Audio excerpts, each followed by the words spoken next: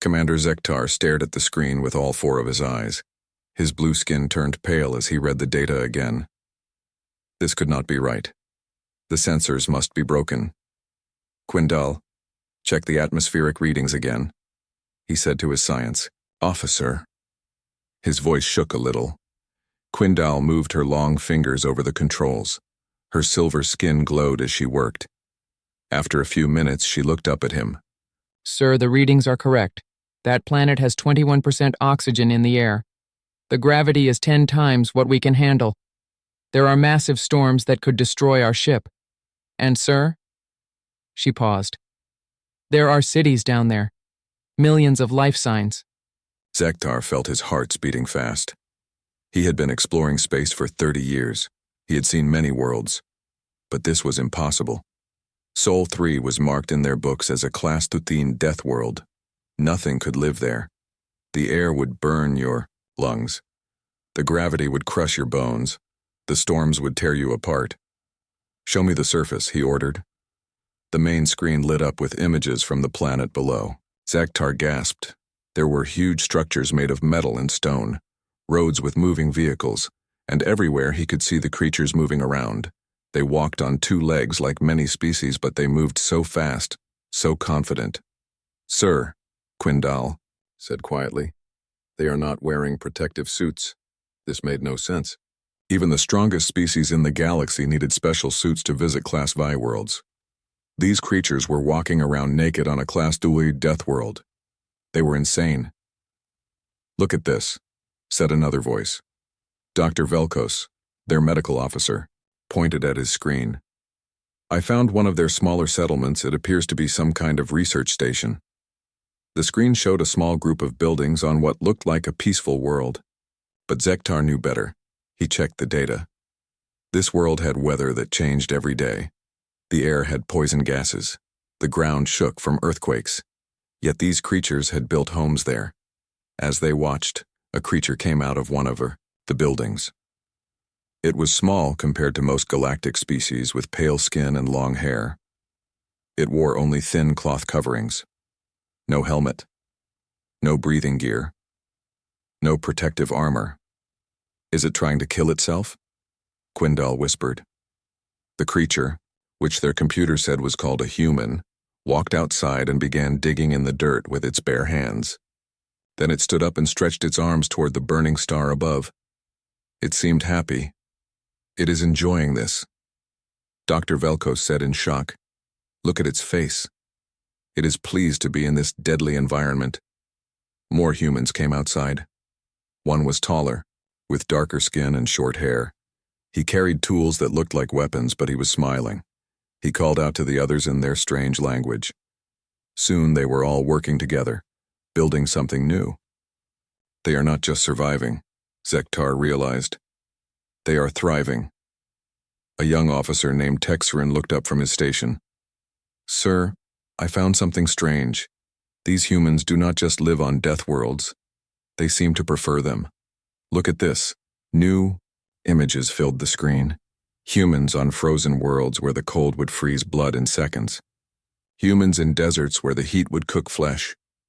Humans underwater in depths that would crush any normal being. Humans climbing tall mountains where there was no air to breathe. They do this for fun, Texerin said, reading the data files they had intercepted. They call it recreation, entertainment. The bridge fell silent. Every alien on the ship stared at the screens. These humans were clearly insane. No sane creature would choose to visit dangerous places for fun. No rational being would live on worlds that tried to kill them every day.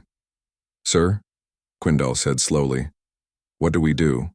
Our protocols say we should make contact with new species. But these creatures...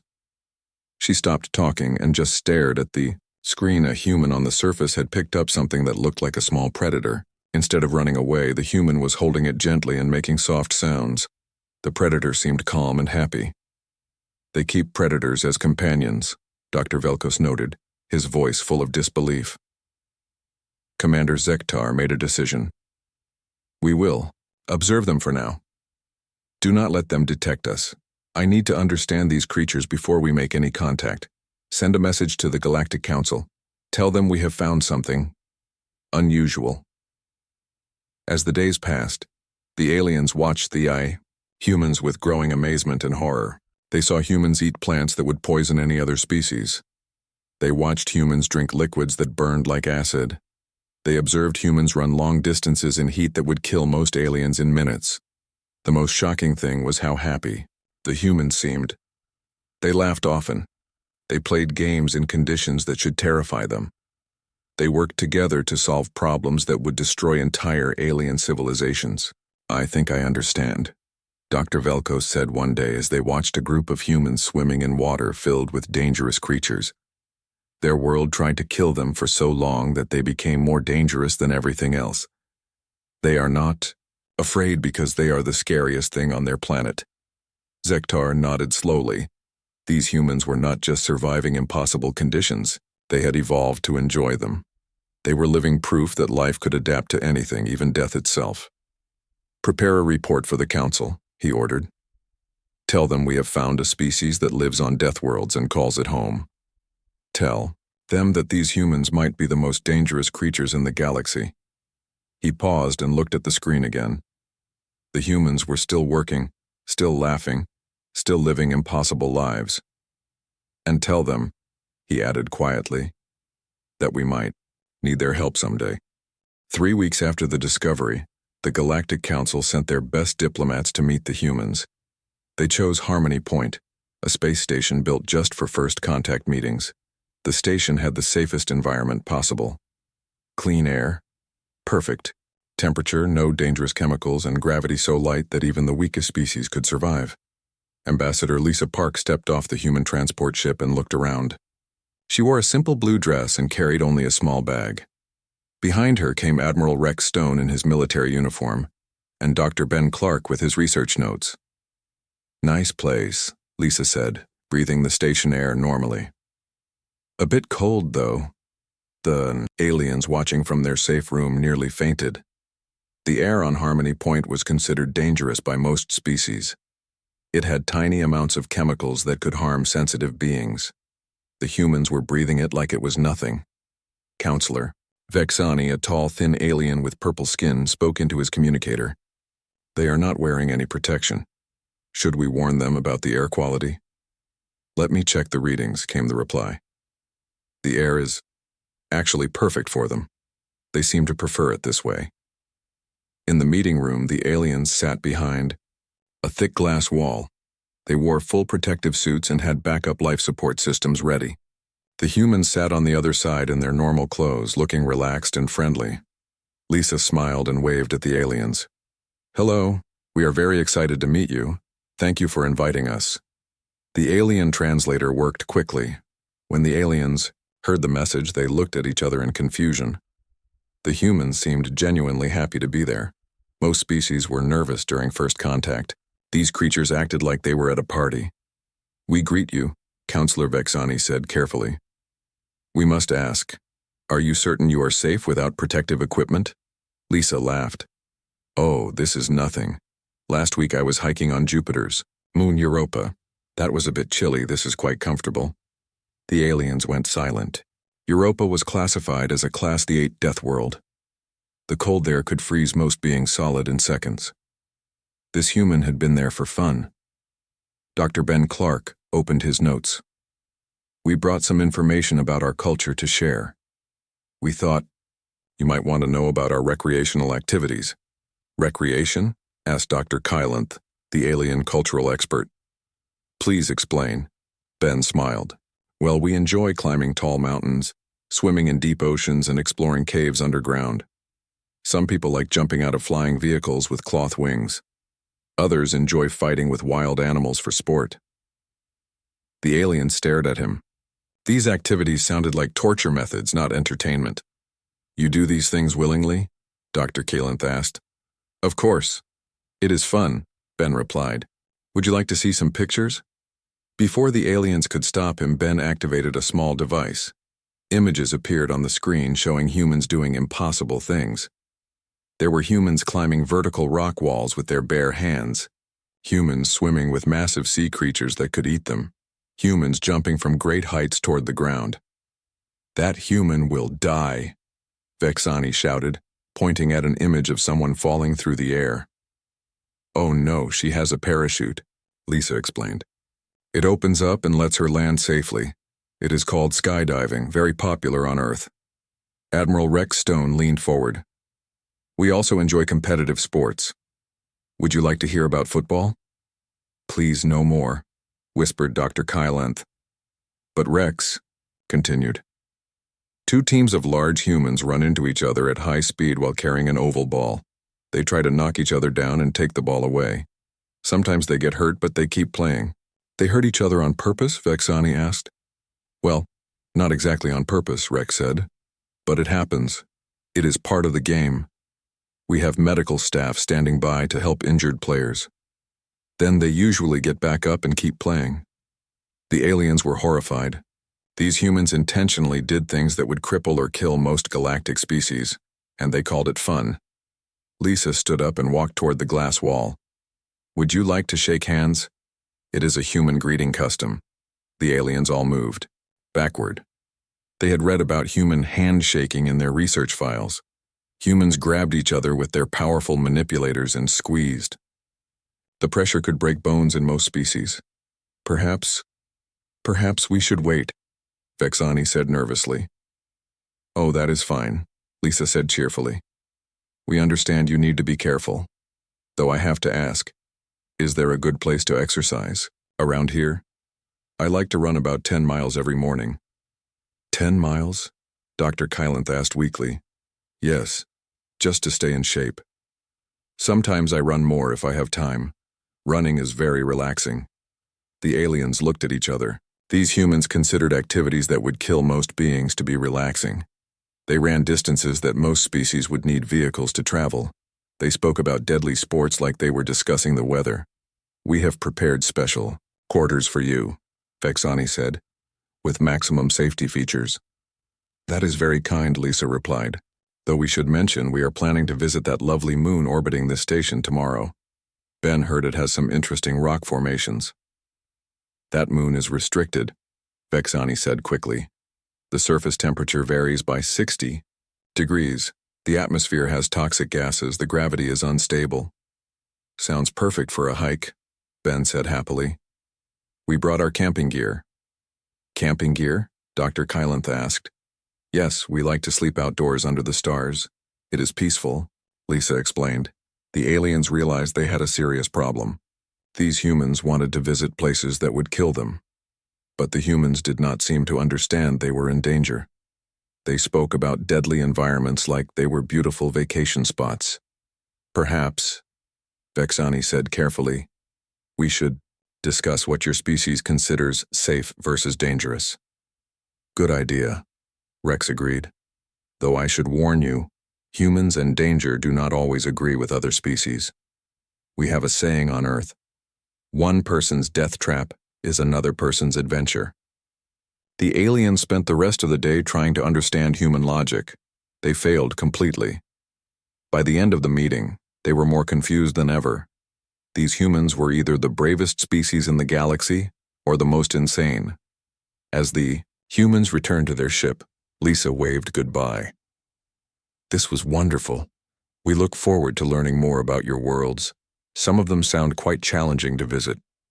The aliens watched them leave and wondered what they had gotten themselves into. 2 months after first contact, the cultural exchange program began. Dr. Nina Ross arrived at the Centauri homeworld with a small team of human researchers. The Centauri had prepared everything carefully. They built a special safe zone with Earth-like conditions. The air was filtered 12 times. The gravity was reduced to human levels. Even the water was tested for purity. Scholar Melkith greeted the humans at the landing pad. He wore his finest ceremonial robes and had practiced human greeting customs for weeks. He was ready to bow politely when Dr. Ross walked up to him with a big smile. "Hi there. Great to meet you," Nina said, reaching out her hand. Melkith panicked. He knew about human handshaking but had hoped to avoid it. Slowly, he extended his thin arm. Nina grabbed his hand firmly and shook it up and down. Melkith felt his bones bend under the pressure.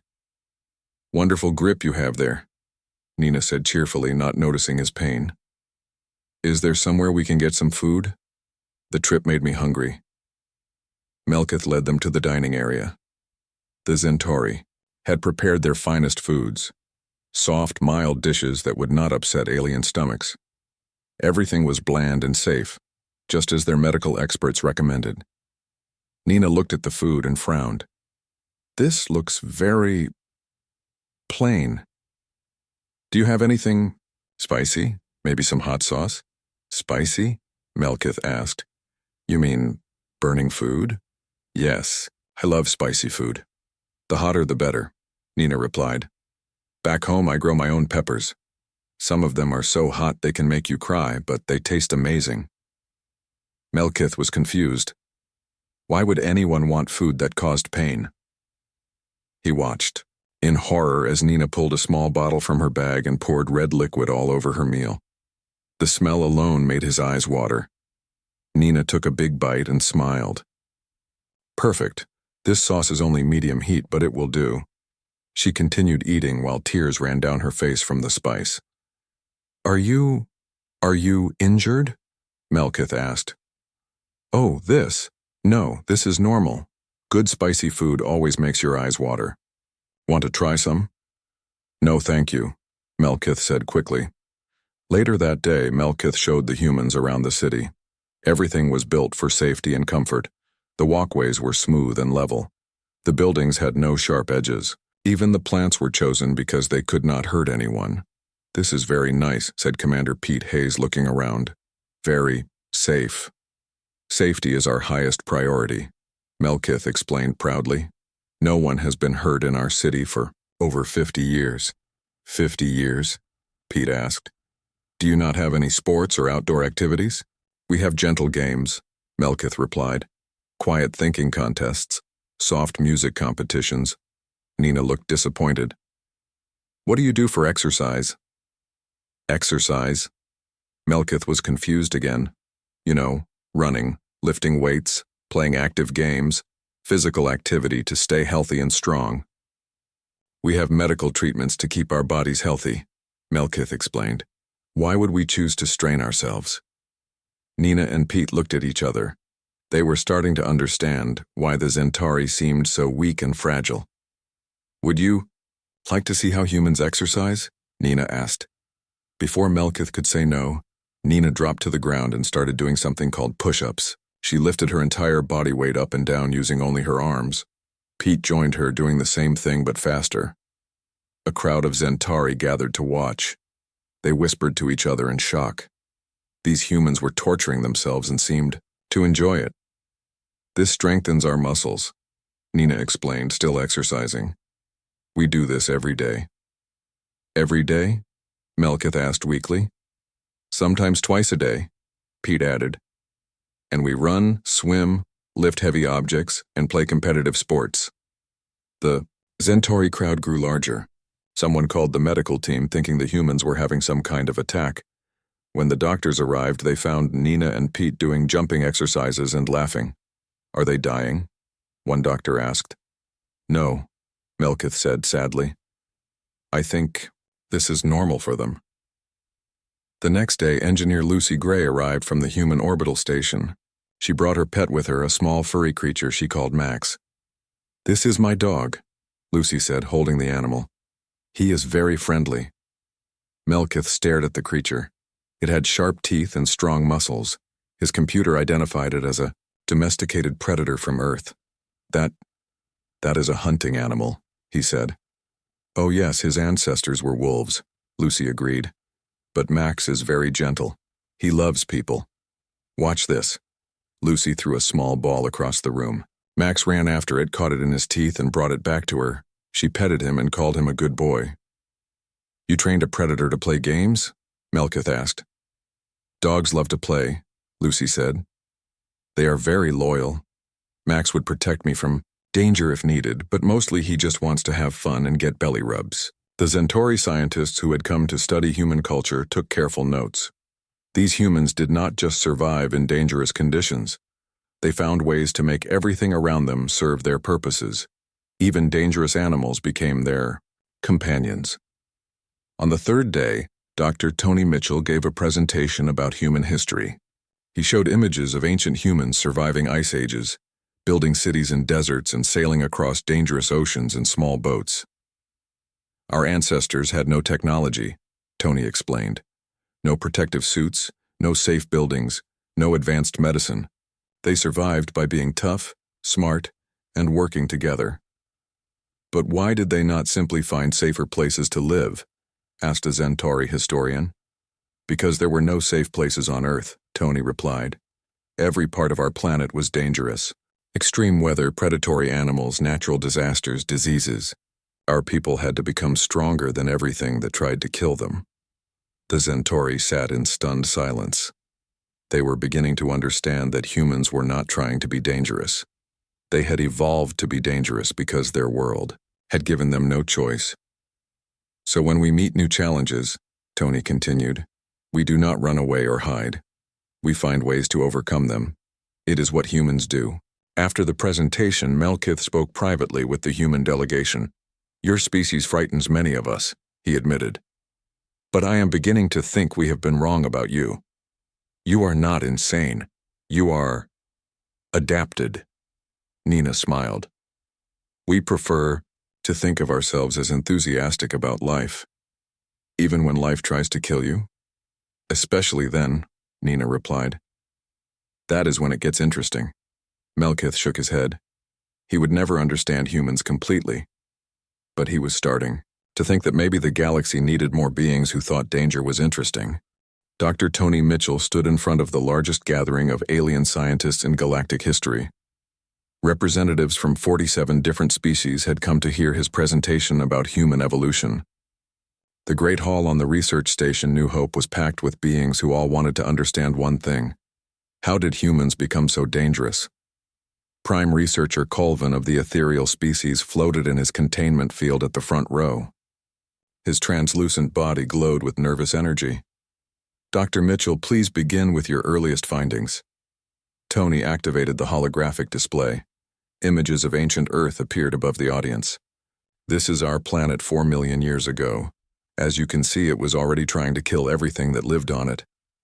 The aliens gasped as they saw massive volcanoes erupting, ice sheets covering entire continents, and storms that could level mountains. The weather changed from burning hot to freezing cold without warning. Our early ancestors were small and weak, Tony continued. They had no claws, no thick skin, no natural weapons. They should have died out quickly. Then how did they survive? Asked Dr. Zixtal from the Helix Confederation. They learned to use tools. They made weapons from rocks and sticks. They discovered fire and used it to cook food and stay warm. Most importantly, they learned to work together in groups. The next image showed early humans hunting massive creatures with simple spears. They hunted animals 10 times their size? Colvin whispered. Yes, and they usually won, Tony replied. But Earth was not finished testing them. The display changed to show ice ages, meteor impacts, and volcanic eruptions that blocked out the sun for years. Every few thousand years, something tried to wipe out all life on Earth. Our ancestors survived by becoming more adaptable. They learned to eat anything, live anywhere, and solve any problem. General Kate Bishop, who had been watching from the our side, stepped forward. May I add something, Dr. Mitchell? Tony nodded. Kate activated her own display showing modern human military training. What you need to understand, Kate said, is that we never stopped preparing for the next disaster. Even today, we train our people to survive in impossible conditions. The aliens watched in horror as human soldiers crawled through mud under barbed wire, jumped out of aircraft at high altitude, and swam in freezing water while carrying heavy equipment. This is military training? Asked Commander Fellnorth of the Rigel Defense Force. Basic training, Kate confirmed. Every human soldier learns to do this. We call it normal preparation. They do this willingly, Fellnorth asked. They volunteer for it, Kate replied. We have more people who want to be soldiers than we can accept. Lieutenant Sam Foster joined the presentation. He was a survival instructor who had volunteered to demonstrate human capabilities. I have lived alone in frozen wastelands for 30 days with no supplies, Sam said casually.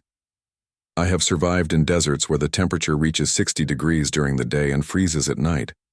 I have been dropped in jungles full of poisonous creatures and found my way out. How? Asked Dr. Mivell from the Aquatic Alliance. We improvise, Sam replied. We make tools from whatever we find. We eat plants and animals that other species cannot digest. We build shelters from rocks and branches. We adapt. The alien scientists took frantic notes. This information was changing everything they thought they knew about evolution and survival. Dr. Colvin's glow dimmed with worry. Dr. Mitchell, you are telling us that humans evolved specifically to overcome impossible challenges? Exactly, Tony confirmed. Our brains grew larger because we needed to solve complex problems. Our bodies became more efficient because resources were always limited. Our social structures became stronger because cooperation meant survival. But what about your emotional responses? Asked Dr. Shiara, a psychologist from the Empathic Collective. Other species develop fear and caution when faced with danger. You seem to develop excitement. Kate smiled. Fear keeps you alive, but excitement makes you win. When humans face a new challenge, our bodies release chemicals that make us stronger, faster and more focused. We call it an adrenaline rush. You enjoy being in danger? Dr. Shiara asked. We enjoy overcoming danger, Sam corrected. The bigger the challenge, the better we feel when we succeed. This statement caused an uproar in the audience. Representatives from peaceful species argued with members of warrior cultures. Some aliens saw humans as the perfect allies. Others saw them as a threat to galactic stability. Prime researcher Colvin called for order. Dr. Mitchell, what is your conclusion about human nature? Tony looked out at the worried faces in the audience. Humans are not violent by choice. We are problem solvers by evolution. Give us a safe, comfortable situation, and we will find ways to improve it. Give us an impossible challenge, and we will find ways to overcome it. We cannot help ourselves. It is who we are. But what happens when there are no more challenges? Asked Dr. Vexili from the Academic Council. We make our own, Sam replied. We climb mountains because they are there. We explore space because it is unknown. We play competitive sports because we need something to overcome. The hall fell silent as the aliens absorbed this information. They were beginning to understand that humans were not just another species. They were evolution's answer to the question, what happens when a planet tries to kill everything on it for millions of years? Dr. Colvin spoke slowly. You are telling us that your entire species has been shaped by constant disaster and conflict? Yes, Tony confirmed. And now we bring those skills to everything we do. We do not see problems as obstacles. We see them as puzzles to solve. An emergency communication signal interrupted the meeting.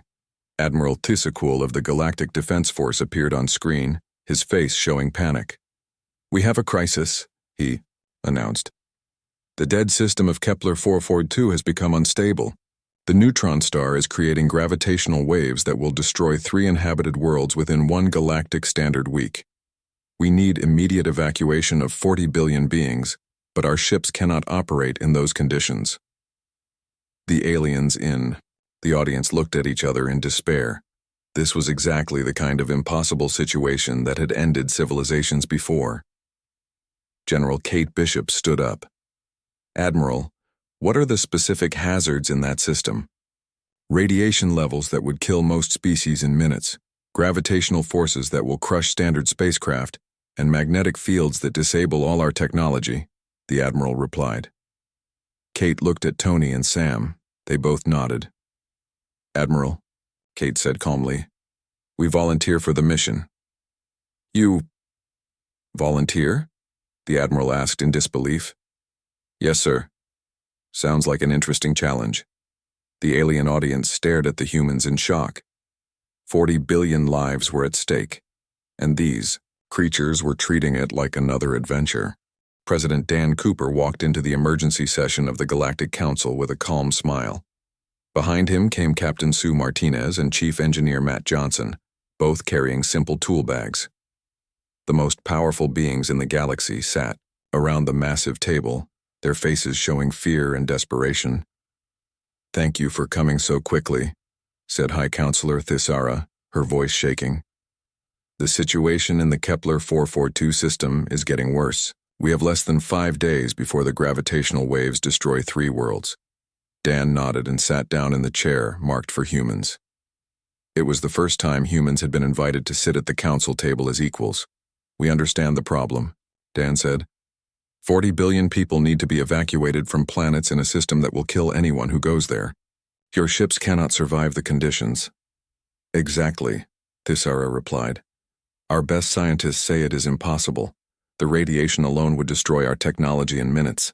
The gravitational forces would crush our strongest ships. We are facing the greatest disaster in galactic history." Captain Sue Martinez leaned forward. "What exactly are the conditions we would face?" Admiral Thyssequil brought up the data on the main screen. "Radiation levels 50 times higher than any ship can handle. Gravitational forces that change every few seconds. Magnetic storms that will disable all electronics. Temperature swings from absolute zero to plasma heat. And all of this is getting worse every hour." Sue studied the data carefully. "Matt, what do you think?" Chief Engineer Matt Johnson rubbed his chin. "Challenging, but not impossible. We would need to modify our ships with extra shielding, build backup systems for all the electronics, design new navigation methods that do not rely on computers." "You think this can be done?" Thisara asked in disbelief. "Sure," Matt replied. "It will take some creative engineering, but we have dealt with worse conditions before." The aliens looked at each other in shock. These humans were discussing the impossible rescue like it was a normal work project. "How many ships would you need?" asked Admiral Thyssequil. "Depends on how many people we are moving," Sue said. "Our transport ships can handle rough conditions better than most. We could probably evacuate all 40 billion people in 3 days if we work fast." 3 days? Thyssequil whispered. "Our projection said it would take weeks, and that was before we knew about the radiation." Dan stood up. "Admiral, we would like to volunteer our entire rescue fleet for this mission. We have ships designed for exactly this kind of situation." "Designed? For this?" Thisera asked. "We have rescue ships built to operate in the middle of solar storms inside gas giant atmospheres and near black holes," Matt explained. "Dangerous rescues are what we do." High Counselor Thisara looked around the table at the other council members. They were all staring at the humans with amazement. "Why would you risk your lives for species you barely know?" she asked. "Because people need help," Dan replied simply. "That is what neighbors do for each other." 2 days later, the human rescue fleet arrived at the edge of the Kepler 442 system. Sue stood on the bridge of her ship, the Defender, watching the chaos ahead. The dying neutron star was spinning wildly, sending out waves of destruction that twisted space itself. "All ships, this is Captain Martinez," she said into her communicator. "Remember, we have done this kind of thing before. Trust your training, watch out for each other, and let us bring everyone home." The human ships moved into the system while alien observers watched from a safe distance. The Council had sent their best ships to monitor the rescue, but they could only stay at the edge of the danger zone. "How are they doing that?" Admiral Thyssequil asked, as he watched the humans navigate through gravitational waves that should have destroyed their ships. "They are flying manually," reported his science officer. "No computer guidance. The pilots are calculating the courses in their heads and adjusting second by second. On the surface of the first planet, millions of Aquatic Alliance citizens waited in terror. They had given up hope when they learned their own rescue ships could not reach them. Then the human ships appeared through the deadly radiation storm like metal angels. Lieutenant Sam Foster landed his shuttle in the middle of a city being torn apart by gravitational forces. Buildings were falling and the ground was shaking, but he calmly walked out and started organizing the evacuation. "Everyone stay calm," he announced through the translator. "We are here to help. Form lines and move quickly to the ships. We will get everyone out safely." The Aquatic Alliance citizens stared at him in amazement. This human was standing in conditions that should have killed him instantly. giving orders like he was directing traffic on a peaceful day. "Is he not afraid?" asked one of the local leaders. "Probably," Sam replied with a grin. "But being afraid never stopped anyone from doing what needs to be done." For 3 straight days, human ships flew through the most dangerous conditions in known space. They dodged gravitational waves, flew through radiation storms, and landed on planets where the very air was becoming toxic. They worked without rest, carrying load after load of refugees to safety. Matt Johnson's engineering teams performed miracles, keeping the ships running when logic said they should have broken down hours ago. When the primary engines failed, they built new ones from spare parts. When the navigation systems died, they used old-fashioned telescopes and math. On the final day, as the last ship full of refugees cleared the danger zone, the neutron star finally collapsed completely. The entire system was destroyed in a wave of gravitational chaos that would have killed anyone still inside. "All ships report safe," Sue announced to the council. 40 billion, 300 million, and 78 being successfully evacuated. 0 casualties. The alien observers sat in stunned silence. They had just witnessed the impossible. The humans had saved 40 billion lives in conditions that should have killed everyone involved. High Counselor Thisara opened a communication channel to all human ships. "Captain Martinez, on behalf of the Galactic Council and all the species you have saved today, we offer you our deepest gratitude. You have proven that humans are not just survivors. You are heroes." Dan Cooper's voice came over the channel from Earth. "Thank you, Counselor. But we were just doing what anyone would do." "No," Thisara replied firmly. "What you did today, no one else in the galaxy could have done. We have been wrong about your species. You are not insane. You are exactly what this galaxy needs." 3 months later, the Galactic Council officially welcomed humanity as a full member. They created a new division called Emergency Response, with humans in charge of all impossible rescue missions. On Earth, children played on playgrounds that would terrify most alien species. They climbed tall structures, swung from ropes, and ran around in conditions that the galaxy still considered mildly dangerous. Dr. Nina Ross, now the Director of Human Galactic Relations, watched the children play and smiled. A young Zentari diplomat stood beside her, shaking his head in wonder. "Do they know they are the bravest beings in the galaxy?" he asked. "No," Nina replied. "They just think they are having fun." The galaxy had learned an important lesson. Sometimes the craziest idea is exactly the right answer. And sometimes the most dangerous species is the one you want on your side when everything goes wrong.